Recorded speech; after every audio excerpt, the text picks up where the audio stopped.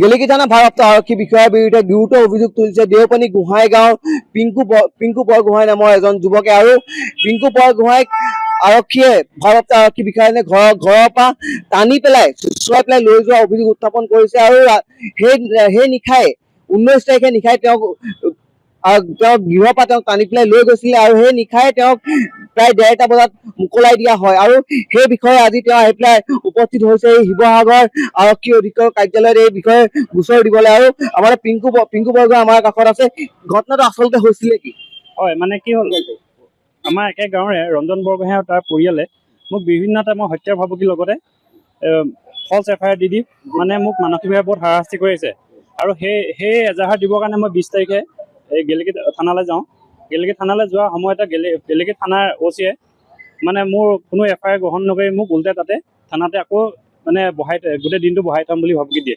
লগতে মানে মোক কোনো এজাহাৰখন মোক গ্ৰহণ নকৰিলে তেওঁলোকে। আপোনাৰ বিৰুদ্ধে কি এজাহাৰ দিছিলে? মোৰ বিৰুদ্ধে এজাহাৰ দিছিলে ৰঞ্জন বৰগোহাঁই আৰু তাৰ পৰিয়ালৰ সদস্যসকলে। আপোনাৰ যিটো আপোনাক লৈ গৈছিলে ঘৰৰ পৰা, গৃহৰ পৰা লৈ যোৱাৰ পাছত আপোনাৰ কিবা ক্ষতি হ'ল নেকি? ক্ষতি হ'ল মানে মোৰ ৰাতি প্ৰায় 6:30 পৰা 1:30 বজালৈকে তাত বহাই থৈছে থানাত। আৰু সেই সময়ত মোৰ ঘৰত কোনো নথকা অৱস্থাত মোৰ ঘৰৰ পৰা প্ৰায় 4জনী মানে 60-70 হাজাৰ টকীয়া গাভিনী গাহৰি চুৰে লৈ যায়। আপোনাৰ ওপৰত কি অভিযোগ আছিলে বুলি ক'লে? মোৰ ওপৰত অভিযোগ আছিলে যে মই কাৰোবাক হেনো কাটিবলৈ ৰৈ আছিলো বুলি এই অভিযোগ দিছিলে। আপুনি কাটিবলৈ ৰখি আছিলে নেকি? নাই, মই সেইদিনা দিনৰ দিনটো মই তাতে কাম কৰি আছো। আপোনাৰ পুনৰ লৈ ঘৰৰ পৰা নিয়াৰ পাছত টানি আপুনি কোৱা মতে আপোনাৰ ঘৰৰ পৰা টানি লৈ গৈছিলে। তাৰ পাছত আপোনাক কিয় মোকলাই দিলে? তাৰপিছত ক'লে কিবা এনকুৱাৰী কৰিলে হেনো। এনকুৱাৰীত একো মানে নাপালে যে মই মানে কোনো ক্ৰাইম কৰা নাই। তাৰপিছত সেইকাৰণে তেওঁলোকে পঠিয়াই দিলে। আজি আপুনি আহি পেলাই উপস্থিত হৈছে আৰক্ষী কাৰ্যালয় অধীক্ষক কাৰ্যালয়ৰ সন্মুখত, কিয় আহিলে? হয়, মানে মোৰ সেইদিনা যিহেতু মই 2টা অভিযোগ লৈ মই গেলেকী আৰক্ষী থানালৈ গৈছিলোঁ, তাত মোৰ FIR কেইখন গ্ৰহণ নকৰিলে আৰু লগতে যিহেতু ভাবুকি দিলে যে দিনটো বহুৱাই থ'ম, তো সেইকাৰণে মানে মই তাত কোনো মানে সহায় নাপাই তেওঁলোকৰ এই SP অফিচলৈ আহিছোঁ আজি। তেওঁ আৰক্ষী বিষয়াগৰাকীৰ নামটো কি? কিবা প্ৰদীপ শইকীয়া নেকি, মই ইমান নাজানো।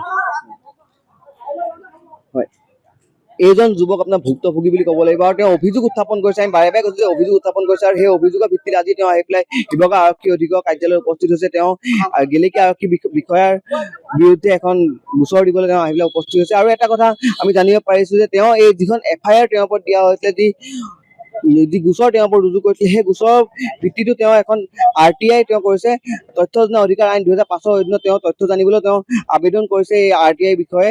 আৰু এটা কথা ক'ব লাগিব যে ইয়াত যি আৰক্ষী অধীক্ষক আছে, আৰক্ষী অধীক্ষকে ইয়াৰ আৰক্ষী বিষয়াগৰাকীৰ ওপৰত কি ধৰণৰ ব্যৱস্থা গ্ৰহণ কৰে অনাগত দিনত সেয়াই লক্ষণীয় হ'ব। যিকোনো খবৰৰ বাবে যোগাযোগ কৰক আমাৰ এই নম্বৰত 9181 307 221।